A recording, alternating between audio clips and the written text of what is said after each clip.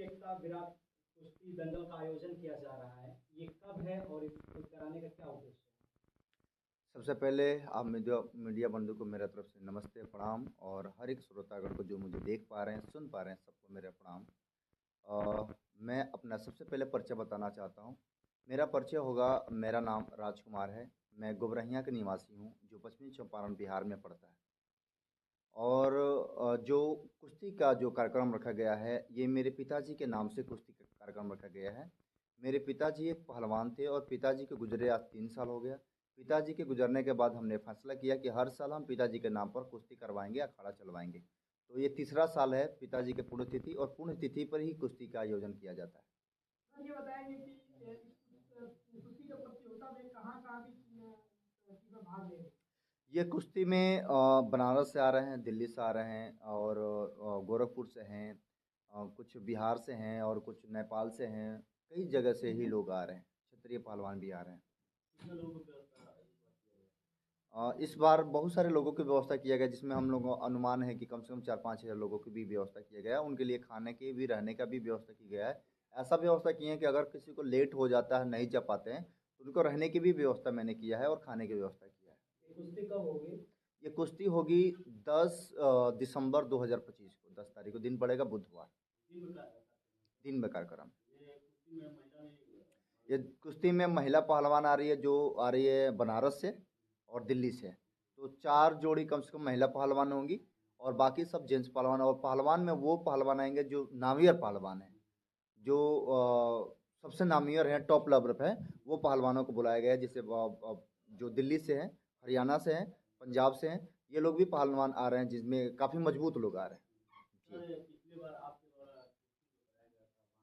जी जी।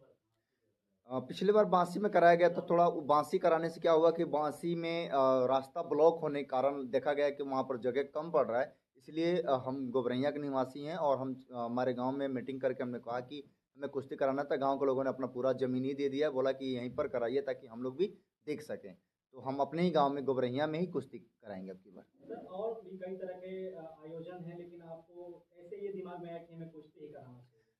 असल में मैं इसलिए कराया क्योंकि मेरे पूरे होशो हवास में पिताजी मेरे पहलवानी करते थे, अखाड़ा चलाते थे, और वो मर गए, वो आज दुनिया में नहीं है। तो हमने सोचा कि ये पिताजी को नाम को जागरूक करने के लिए उनकी ही कार्य को बढ़ाया जाए। तो पहलवानी में मैं आपको क्या बताऊँ, पहलवानी में खुद किया हूँ, तो एक ऐसा जोश, ऐसा जुनून है कि कुश्ती देखने को मुझे खुद चाहत बनती है, और इसलिए मैं हर साल पिताजी के नाम पर कुश्ती कराता हूँ।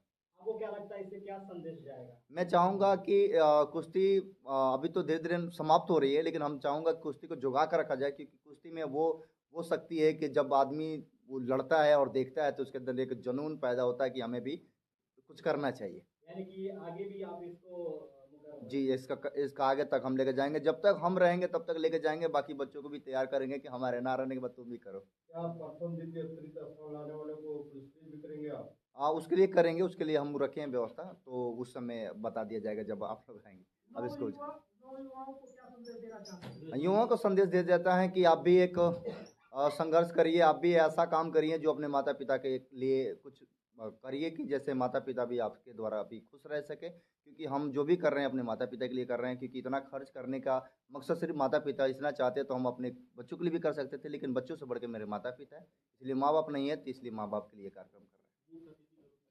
बहुत लोग आ रहे हैं, लेकिन हम अभी नाम नहीं डालेंगे, इसलिए कि पता नहीं कौन सामने आएंगे, तो इसलिए जब सामने आएंगे तो उस दिन आपको बता दिया जाए। कैसी बार करवा रहे हैं ये कार्यक्रम? ये तीसरी बार है। तीसरी बार हमारे पिताजी का पुण्यतिथि है, तो तीसरी बार करा रहे हैं। हाँ, आप जानते हैं कि हमारा एक संस्था है glory of God play society की तरफ से। हम नशा मुक्त के कार्यक्रम करते हैं, नशा मुक्त पर बहुत सारे काम करते हैं, और हर संडे बीफे के दिन मीटिंग होती है, जिसमें नशा मुक्त के लोग आते हैं, जिनको नशा लोग किया है, करते हैं, उनको लोग बुलाया जाता है, वो लोग आते हैं, उनके लिए प्रार्थना की जाती है, और उनको नशा मुक्त छोड़ने का उदाहरण दिया जाता है। अभी मेरे ख्याल से तो बहुत सारे लोग हैं, अनगिनत हैं, जिनके पास लिस्ट भी पड़ा है मेरे पास। तो मेरे ख्याल से 5,000 से ज़्यादा ही लोग ऐसे पड़ गए हैं कि जिनको नशा छोड़ चुके हैं। जी। अपने क्षेत्रवासियों को क्या संदेश देना मैं चाहते हैं? क्षेत्रवासियों को बहुत बहुत बधाई देना चाहूँगा, और मैं चाहूँगा कि हमारे देश के, हमारे क्षेत्र के जितने भी लोग हैं, वो सब आएँ और आकर आनंद लें और कुश्ती में भाग लें।